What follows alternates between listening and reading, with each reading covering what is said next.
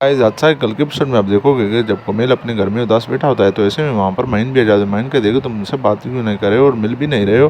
तो ऐसे में कुमेल कहता है अब क्या फ़ायदा, मेरी इज्जत तो खाक में मिल गई, मेरी ज़िंदगी तो बर्बाद हो गई और हमारी इज्जत खानदान की भी चली गई। तो ऐसे में बेहतर ये है कि तुम कहीं और शादी कर लो और मेरा कुछ दिन शौक मना लो।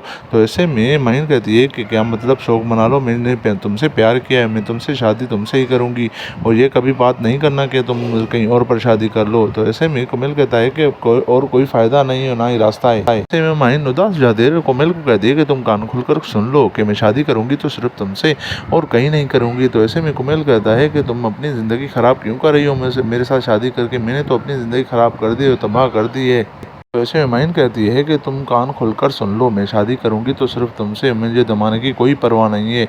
ऐसे में माहिन फिर गुस्से में वहाँ से चली जाती है।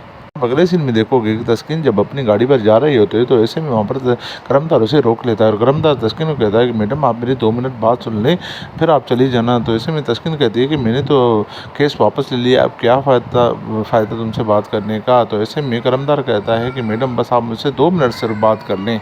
मैं तस्किन कहती है कि हाँ कहो क्या बात है। तो करमदार कहता है कि आपको केस वापस नहीं लेना चाहिए क्योंकि हमने उनका सुराग लगा लिया है और निशानदेही भी कर दी है। अब आप उनको ऐसे छोड़ देंगे तो वो और काम गलत करेंगे। आपने हिम्मत की और कोई ऐसा नहीं कर सकता। तो ऐसे में तस्किन ये ठान लेती है कि वाकई अच्छी बात है, किसी और लड़की की ज़िंदगी तबाह क्यों हो, इनको सख्त सज़ा देनी चाहिए। ऐसे में वहाँ पर फिर तस्किन चली जाती है।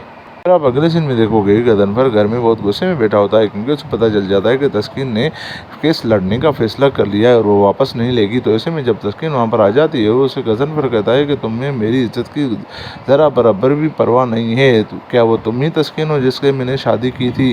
तुम तो वैसी रही नहीं हो, तुम्हें ना अपने बच्चों की परवाह है और ना मेरी ना और घर वालों की। तुम्हें जब मैंने केस वापस लेने के लिए कहा था तो तुम मान भी गई थी, फिर क्या हुआ कि तुमने केस लड़ने का फैसला किया है? में तस्कीन कहती है कि मैं किसी और लड़की की ज़िंदगी तबाह करने नहीं दूंगी, मैं ये केस लड़ूंगी क्योंकि उनकी निशानदेही हो गई है, मैं उनको सख्त से सज़ा दिलवाऊंगी। तो उसे में गदनफर कहता है कि तुम्हें ज़रा बराबरी परवाह नहीं है, मैं इसलिए तुम्हारे साथ होने के बावजूद भी तुम्हारे साथ खड़ा हूँ। तो ऐसे में तस्कीन हैरान हो जाती है और गदनफर को कहती है क्या मतलब तुम खड़े हो मेरे साथ? तो ये कहकर गदनफर चुप हो जाता है और फिर वहाँ से चले जाता है।